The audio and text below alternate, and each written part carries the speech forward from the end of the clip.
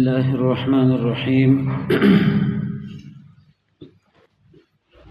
باب صوم التطوع وما نهي عن صومه مخک باب د روزي متعلق د فرضي دلته به په دې باب کې نفلي روزو بحث وشي دغه فضیلتونه او دغه بعض احکام به په دې باب کې ذکر کیږي تطوع نفلي عبادت ته ویل شي او دارنګه هغه ورځ به ذکر شي په کوم ورځ کې چې روزه نیول ناروا دي شریعت منع کړی چې تاسو په دې ورځ کې روزه منیسئ په دې باب کې اول حدیث راوړي دي أبي قتادة الأنصاري وعن أبي قتادة الأنصاري رضي الله تعالى عنه أن رسول الله صلى الله عليه وسلم نبي عليه الصلاة والسلام سئل پختنا وکړه شو عن صوم يوم عرفة د روزې د ورځې د عرفې نه عرفه یا یوم عرفه د هغه ورځ ته ویل شي چې نهم د ذی الحجې ده فقال فرمایل یکفر السنه الماضيه والباقيه یعنی دغه روزه د یوم عرفه رجوي گناهونه الماضيه والباقيه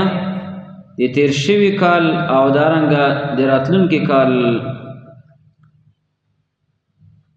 یعنی په دې باندې د دوه کالو گناهونه د انسان معاف کیږي وسئل عن صوم يوم عاشوراء او پوښتنه وکړه شولا د نبی عليه الصلاه والسلام نه د عاشورا د ورځې چې د تویل شي لسم د محرم فقال وفرمایل يكفر السنه الماضيه رجولی شي په دې سره د یو کال تیر شوي گناهونه وسئل عن صوم يوم الاثنين او پوښتنه وکړه شو د نبی صلی الله علیه وسلم نه د ورځې د دوشنبه د روزې نیولو فقال وفرمایل ذلك يوم ولدت فيه وبعثت فيه وانزل علي فيه وی فرمایل چې په دې ورځ کې زه پیدا کړی شوی ما وبعثت او زه نبی مقرر کړی شوی ما وانزل علی فيه او دارنګه په دې کې قرآن کریم نازل شوی دی په دې حدیث کې فضیلت د چا ثابت شو د بعضو نفلی روزو یو د هغې یوم عرفه روزه شوله دغه فضیلت دا شوله چې د دوه کالونو ګناه ورسره معاف کیږي د دوه کالونو ګناه بیا په دې کې دوه قول د علماو دي چې آیا کبایر او صغائر دواړه معاف کیږي صرف صغائر معاف کیږي جمهور علما دا خبره کوي وی چې صرف صغائر یعنی واړه ګناهونه د دې سره معاف کېدلی شي او د نور یعنی کبایر ګناهونه چې دي نو د هغې لپاره توبه وي ضرور ده شیخ الاسلام ابن تیمیه ابن حزم ابن المنذر دارنګه نور علما هغوی وایي چې په دې سره دواړه معاف کېدلی شي خو به هر حال فضیلت یې دا شولو چې د دوه کلونو گناهونه د انسان معاف کیږي د عرفې د ورځې روزه نیول او دویمه مسله دا ثابته شوله چې د عاشورا د ورځې روزه ثابت شوله عاشورا یعنی لسم د محرم باندې روزه نیول څه شول ثابت شو او د هغې فضیلت هم ثابت شول چې فضیلت یې دا ده چې د یو کال تیر شوي ګناهونه ورسره معاف کیږي د دې سره بیا نبی علیه الصلاة والسلام په آخري کال باندې دا خبره کړې وه که چېرته زه آینده کال کې ژوندی پاتې شولم نو بیا به زه نه هم د محرم ورسره نیسمه د وجې د خلاف د چا د یهودو نه نو بیا به هغه 2 ورځې روژې شي یوه ورځ روژه خو د عاشورا شوله او دوهمه د مخالفت د وجې نه د یهودو که هغه بیا یو انسان نه هم نیسي او که دارنګه یو لسم نیسي خو مخالفت دپاره به 2 روژې نیسي که چېرته چا ونه نیولې نو دا پې لازم نه ده سل د محرم یې ونیوله دا هم صحیح ده بله پوښتنه د دې وشوله چې د دوشنبې په ورځ نبي علیه السلام د هغې 3 فضیلتونه ذکر کړل ویلې چې مثلا د دې ورځې روژه خو صحیح ده لیکن د دې فضیلتونه دا دي چې په دې ورځ باندې زه پیدا کړی شوی هم یم او دارنګه په دې باندې په دې ورځ کې زه مبعوث شوی یم پیغمبر شوی یم او په دې ورځ کې په ما باندې قرآن کریم نازل شوی دی نو د دې وجې نه د دې ورځې فضیلت هم دا دی چې په دې کې د روژه ونیولی شي بیا د دې حدیث نه اهل بدع هغه استدلال کړی دی په مولود د نبی علیه السلام باندې یوما یعنی ذالک یوما ولدت فیه وی چې په دې کې رسول الله پیدا شوی ده په دوشنبې کې او نبی اسلام دوشنبې روژه نیولې ده نو دا مولود شو لیکن دا خبره غلطه ده استدلال هم غلط ده وجه دا ده چې نبی علیه السلام خو روژه پکې نیولې ده او دوی پکې څه کوي دوی پکې کوژه کوي او دارنګه دوی پکې نور میلې کوي اختر یې ترېنه جوړ کړی دی خوراکونه څښاکونه دا شی نه پکې کوي نو دا خو د هغې خلاف شولو هغه شی چې نبي علیه السلام په کوم شي باندې د ورځ لمانځل یې دغه په روژې سره وه او دوی خو روژه نه نیسي نو دغه استدلال د دوی غلط دی که چېرته دغسې مناوول د مولود وای نو بیا خو به نبي علیه السلام په دې طریقې سره لمانځل یې وه دغه ورځ لیکن نبي علیه السلام یوازې په دې باندې نه ده کړې بلکې ویلي دي چې په دغه ورځ باندې اعمال پورته کېږي الله رب العالمین ته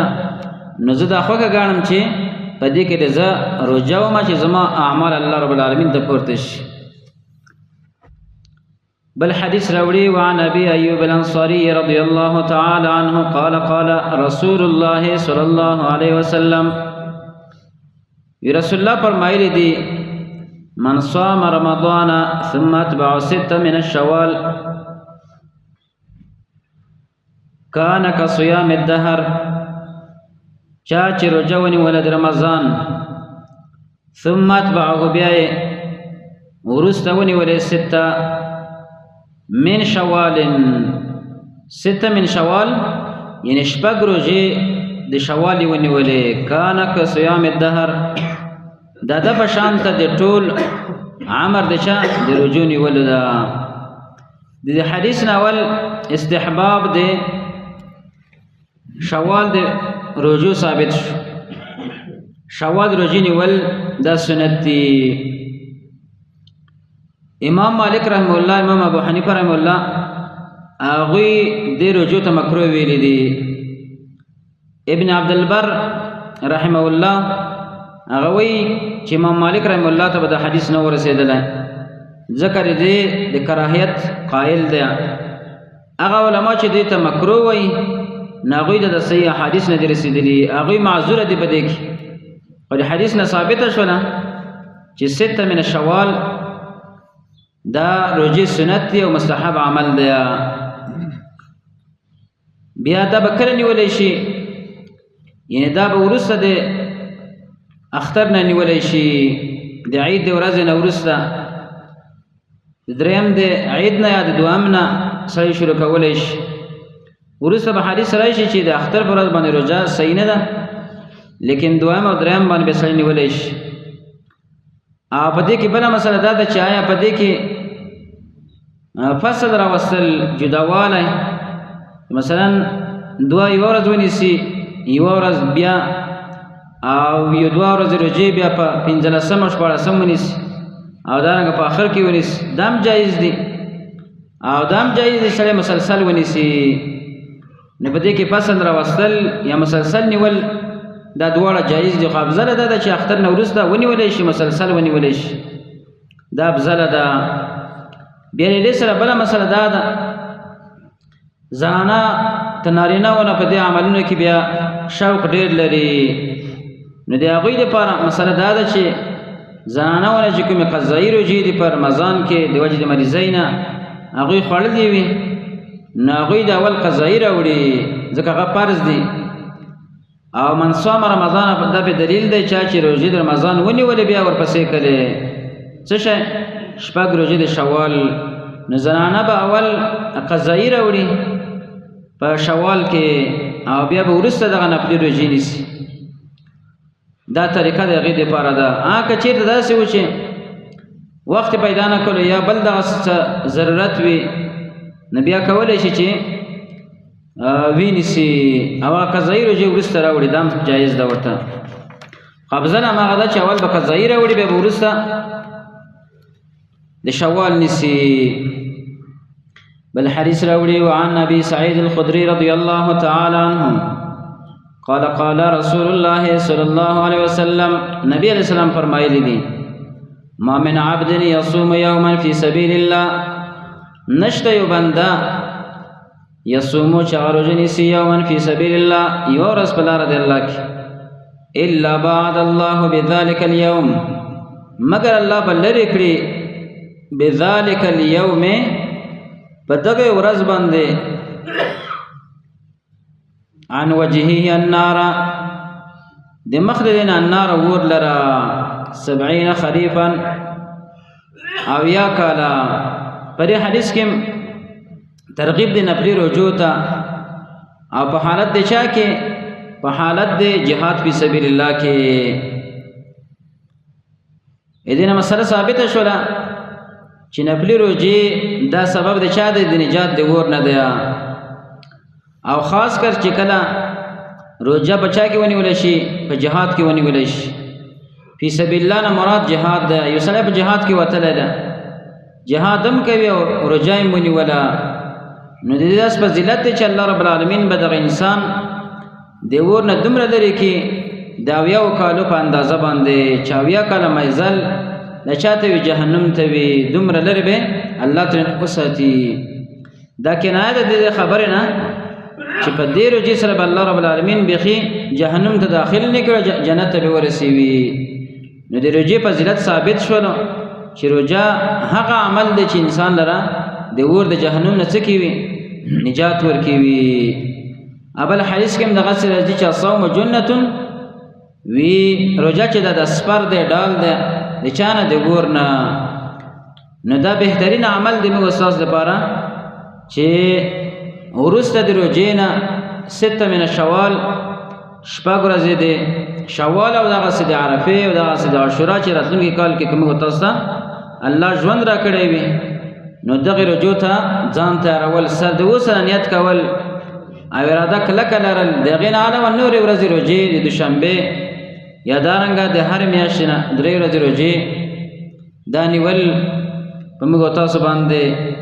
لازم دي. داسې یعنی مستحب عمل دی خو لیکن موږ تاسو باید دې ته مخکې نه نیت وکړو د الله سبحانه وتعالی نه وغواړو چې الله توفیق راکړي ځکه دا عملونه د الله رب العالمین په توفیق سره کېږي او په دې سبب سره به انشاءالله الله سبحانه وتعالی موږ تاسو د اور د جهنم نه ساتي او الله رب العالمین دې موږ تاسو او سره د ټولو مؤمنانو نه د اور د جهنم نه وساتي او الله رب العالمین هم د جنت ته داخل کړي. وبالله تعالی التوفیق.